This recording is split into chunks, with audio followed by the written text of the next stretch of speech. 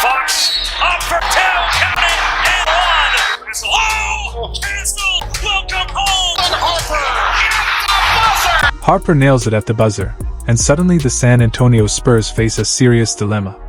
With De'Aaron Fox pushing the pace, Stephon Castle seeking bigger opportunities, and rookie Dylan Harper stepping in, balancing roles looks complicated.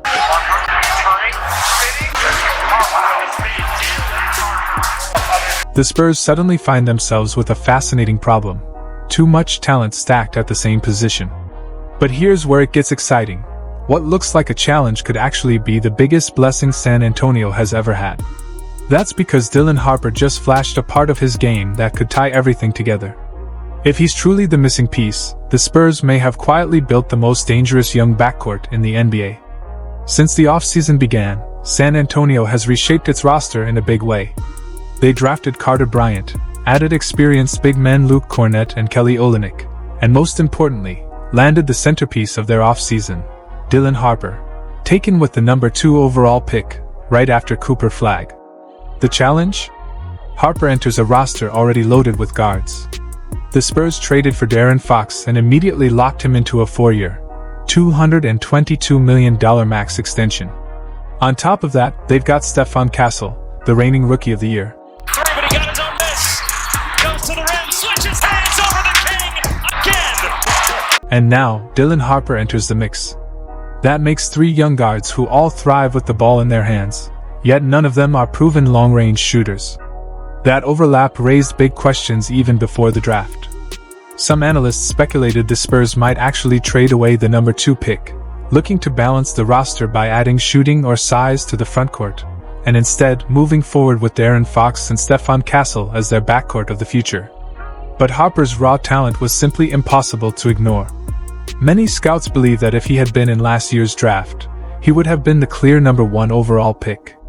So here we are, San Antonio suddenly owns what appears to be an incredible backcourt on paper, but also faces a real challenge. Only one guard can consistently run the offense, and eventually the Spurs must decide who truly gets the keys. But here's the twist: Harper himself may have already given us the answer. This summer, on Carmelo Anthony's podcast 7 p.m. in Brooklyn, he opened up about his situation in San Antonio, even comparing it to James Harden's early years with the Oklahoma City Thunder. You're not going to get the keys all day like James Harden was at the Thunder. Right. Yeah. Come on the bench, 6 man for 3-4 years waiting for his turn. So, like, everyone got to wait for their turn. So, I mean, that's kind of how I looked at it. That kind of resume would normally guarantee Dylan Harper a starting role in the NBA from day one. But in San Antonio, the story might play out differently. And instead of pushing back against that reality, Harper has already shown a willingness to adapt. He's embracing the idea of coming off the bench if that's what the team requires. That decision is massive, because what the Spurs may have uncovered is another player cut from the cloth of unselfishness, a mentality that has defined their greatest championship runs. It's not the first time this franchise has leaned on that type of mindset. During San Antonio's dynasty years, Manu Ginobili famously accepted a bench role despite having the skill set to start for virtually any team in the league. That sacrifice didn't prevent him from reaching his ceiling. In fact, it elevated the Spurs to a level of dominance that made them nearly impossible to beat. And that's the real lesson here. Talent alone doesn't create superstars. What separates the good from the great is how players carry themselves behind the scenes, how they buy into something larger than themselves.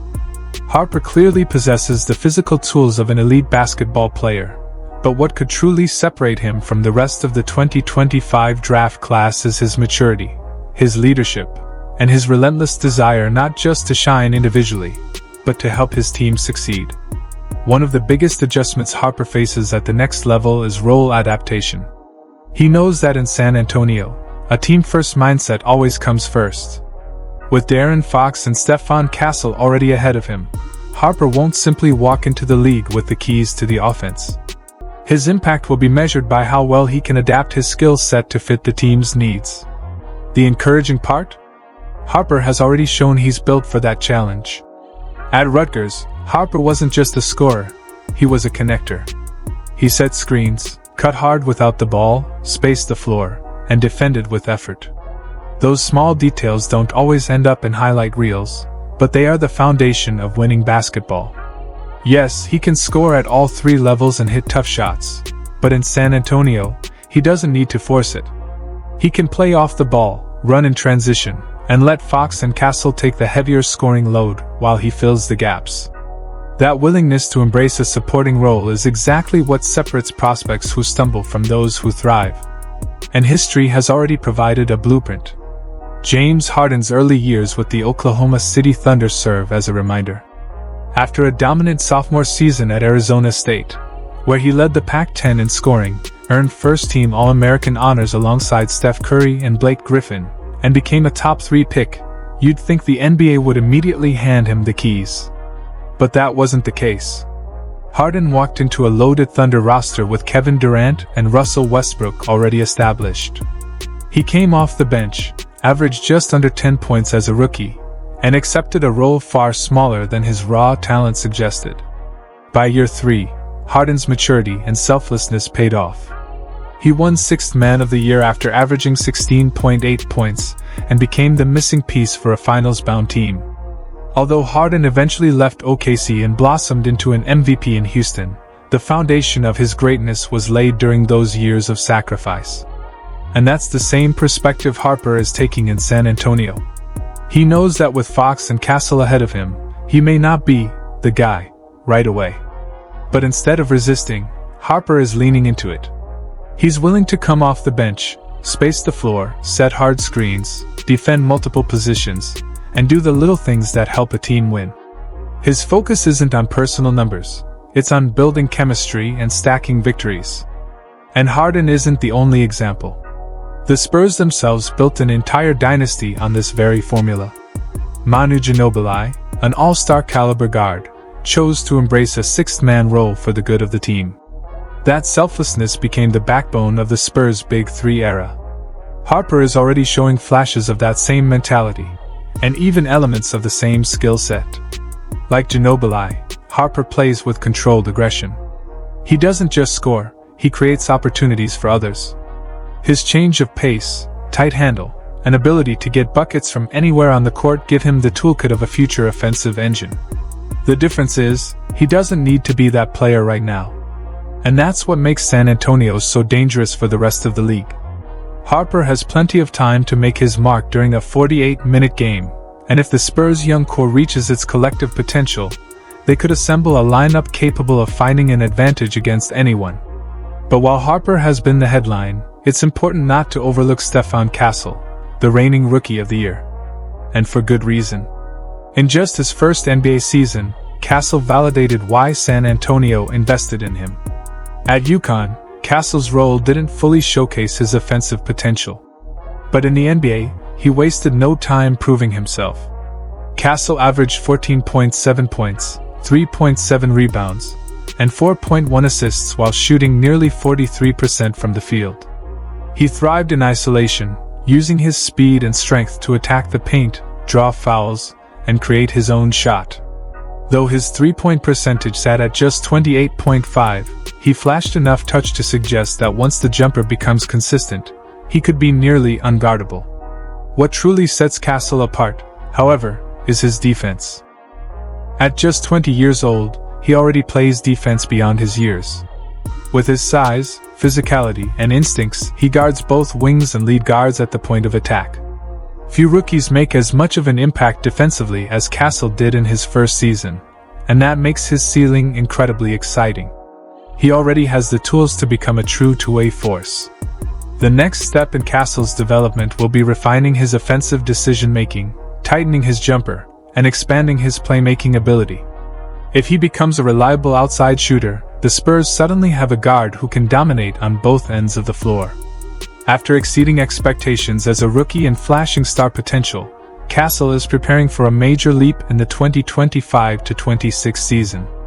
It will now fall on head coach Mitch Johnson to guide that growth and, just as importantly, give Castle the freedom to do what he does best. While he excels off the catch and cutting into open space, Castle still needs isolation opportunities.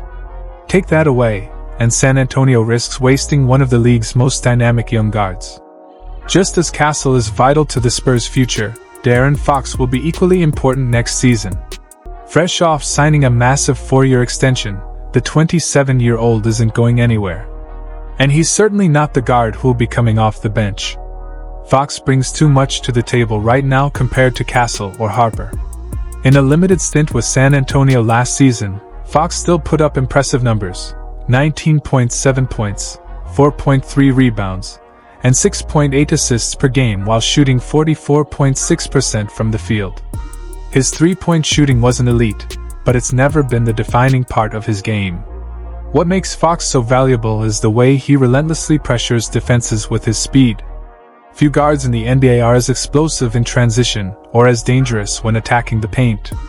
Fox's impact goes beyond numbers. He brings leadership, playoff experience, and a proven ability to deliver in clutch moments, qualities this young backcourt desperately needs. For Castle and Harper, having Fox as a mentor is nearly as important as having him as a teammate. He sets the tone with his work ethic, his pace, and his ability to take over when the game hangs in the balance. All signs point to San Antonio's starting backcourt being anchored by De'Aaron Fox and Stephon Castle next season.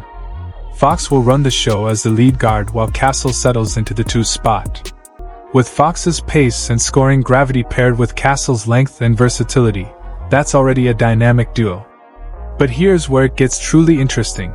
Harper's offensive upside could eventually make him the ultimate wild card. He can play their guard spot, soak up 25 to 30 minutes a night, and give the Spurs flexibility depending on matchups. That depth makes San Antonio unpredictable, allowing rotations to shift game to game, or even quarter to quarter. Looking further ahead, if Harper develops as expected, running the offense, hitting threes, and thriving alongside Victor Wembanyama, San Antonio could eventually face a tough decision about Fox. A prime Fox would bring back a massive haul in return: draft capital, depth, or even a star wing tailor-made to slot beside Wemby. For now, though, the Spurs are cautious. Fox remains the steady hand at point guard, Harper is the rookie in development, and Castle is the bridge with his defensive range and two-way game. But make no mistake, the ultimate determining factor of who controls the offense won't just come from talent. It will come from how well each guard fits next to the anchor of the franchise, Victor Wembanyama. Wemby doesn't need the ball in his hands every possession to dominate.